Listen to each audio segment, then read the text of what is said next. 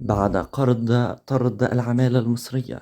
السؤال الذي يطرح نفسه الآن: كيف ستواجه الدول العربية المصدرة للعمالة وفي مقدمتها مصر ولبنان والأردن والسودان تحديات عودة مواطنيها العاملين من دول الخليج؟ مما لا شك فيه أن مواجهة المشاكل الناتجة عن هذه العودة بشكل جوهري غير ممكنة حاليا وعلى المدى القصير بسبب الظروف الموجودة حاليا.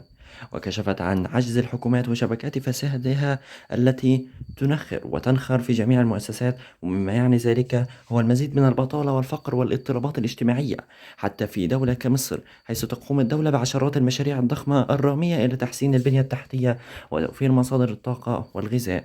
لكن وعلى الرغم من هذه الصعوبات فإن أمام الحكومات المعنية فرصة للحد من تبعات عودة العاملين، لا سيما وأن قسما هاما منهم يتمتع بمستوى تعليمي جيد وراكم خبرات سنوات طويلة في العمل الوظيفي وثقافة العمل.